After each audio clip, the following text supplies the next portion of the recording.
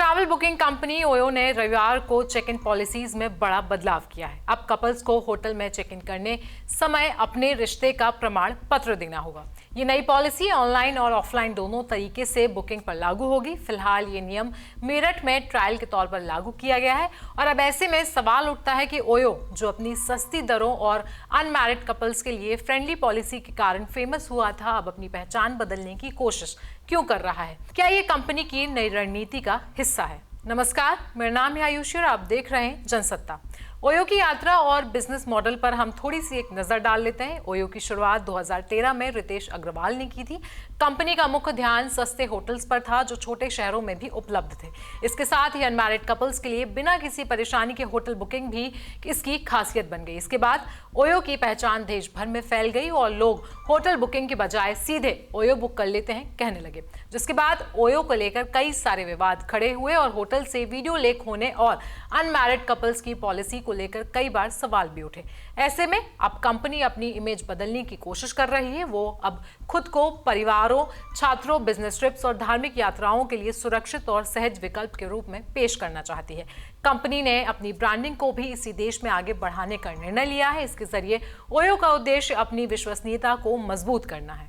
अब एक नजर हम ओयो के सफर पर भी डाल लेते हैं। 2012 में रितेश अग्रवाल ने ओरावेल स्टेज शुरू किया। इसके बाद 2013 में ओरावेल गुरुग्राम से ओयो के नाम से रीलॉन्च हुआ। 2015 184 करोड़ की सीरीज ए फंडिंग मिली और ऐप लॉन्च हुआ। इसके बाद 2016 में विदेश में पहली बार मलेशिया में इसका विस्तार हुआ।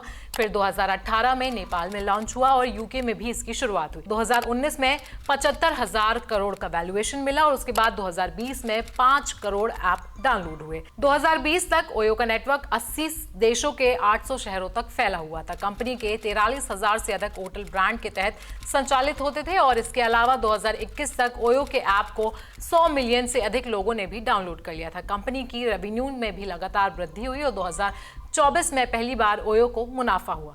मालूम हो कि हाल ही में ओयो की ओर से ट्रैवलपीडिया 2024 रिपोर्ट तैयार की गई, जिसमें पर्यटकों के यात्रा के तौर तरीकों से लेकर उनके रुझानों पर गहराई से स्टडी की गई। इस रिपोर्ट के मुताबिक 2024 में धार्मिक पर्यटन पर विशेष जोर दिया गया, जिसमें यूपी के अलावा कई सारे पर्यटन स्थल शामिल हैं।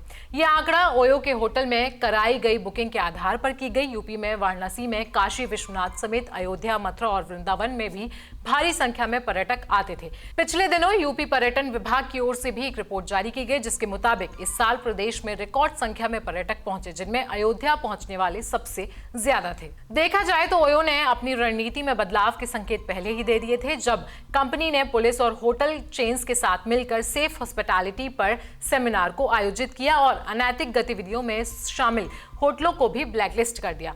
इसके अलावा ओयो ने फर्जी होटलों के खिलाफ भी कदम उठाया। ओयो का ये बदलाव अपनी पुरानी पहचान को नया रूप देने की रणनीति का हिस्सा लगता है। कंपनी अब अपने व्यवसाय को सुरक्षित, भरोसेमंद और परिवार के अनुकूल बनाना चाहती है, जो कि लंबे समय तक उसे ब्रांड के रूप में सफल बनाने में मदद करेगा। देखा जाए तो इतिहास में कई ऐसे उदाहरण मिले हैं जब कंपनियों ने अपनी इमेज बिल्डिंग के लिए अपनी पॉलिसीज में बदलाव किया है और इसका उन्हें फायदा मिला है। जैसे कि थाईलैंड पहले सेक्स टूरिज्म के लिए जाना जाता था, लेकिन 2000 के दशक में वहां की सरकार ने खाद्य संस्कृति को बढ़ावा दिया और वैश्विक स्तर पर थाई खाने का प्रचार किया। और अब आप किसी भी बड़े रेस्टोरेंट में जाएंगे तो आपको थाई फूड के नाम पर कुछ न कुछ जरूर मिलेगा, जिसका मतलब है कि थाईलैंड ने अपनी छवि को कितना अधिक सुधार लिया। इसी तरीके से अमेरिका ने भी अपनी इमेज को बदलने के लिए कदम उठाए हैं। माना जाता था कि अमेरिका में सिर्फ बर्गर और हॉट डॉग ही अच्छे मिलते हैं, जिसे बदलने के लिए अमेरिका ने शानदार प्लान बनाया। उन्होंने व्हाइट हाउस के 80 शेफ की एक टीम बनाई और ये सारी दुनिया में भेजे गए और इसके बाद फूड रिलेटेड प्रोग्राम्स में इन शेफ्स को भेजा गया और अपने रीजनल और अमेरिकन डिशेस को प्रमोट करने का काम भी इन शेफ्स के द्वारा किया गया, जिससे ये साबित हुआ कि अमेरिका में सिर्फ बर्गर और हॉट डॉग ही अच्छे नहीं मिलते, बल्कि कई सारी अमेरिकन और रीजनल डिशेस भी हैं जो अमेरिका में पाई जाती हैं। तो इस रिपोर्ट के हिसाब से माना जाता है कि ओयो भी अपनी इमेज बिल्डिंग के लिए कुछ ऐसी ही पॉलिसीज में चेंज करना चाहता है, जिससे कि उसकी छवि जो है वो साफ सुथरी निकल कर आए। ओयो के इस पॉलिसी चेंज वाले मामले पर आपकी राय क्या है, हमें कॉमेंट सेक्शन में जरूर बताएं। साथ ही साथ देश और दुनिया की बाकी खबरों के लिए आप बने रहें जनसत्ता के साथ।